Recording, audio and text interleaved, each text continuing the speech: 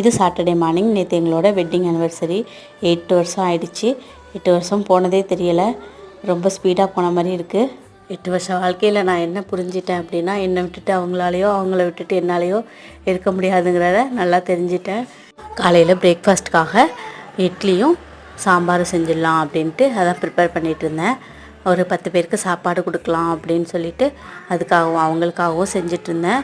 எல்லாத்தையும் நான் ஒரு பக்கம் இட்லி சுட்டு அடுக்கிட்டு இருந்தேன்.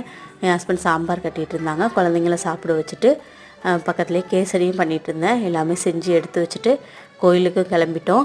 என்னோடய வெட்டிங் ஆனிவர்சரி அன்றைக்கி தான் என்னோடய அம்மாவுக்கும் கல்யாணம் நாள். அவங்களுக்கு 35 வருஷம் ஆயிடுச்சு கல்யாணம் பண்ணி. கோயிலுக்கு போயிட்டு அப்படியே தர்பூசணி வாங்கிக்கிட்டு யானைக்கு கொடுத்துட்டு படத்துக்கு போயிட்டோம். தேட்டருக்கு போயிட்டு படம் பார்த்துட்டு லஞ்சு டின்னர் ரெண்டுமே வெளியில் சாப்பிட்லான்ட்டாங்க. ரொம்ப நல்லா இருந்தது இந்த நாள். நீங்கள் என்ன பண்ணுவீங்க கல்யாண நாளைக்கு கமெண்ட் பண்ணுங்கள். தேங்க்யூ.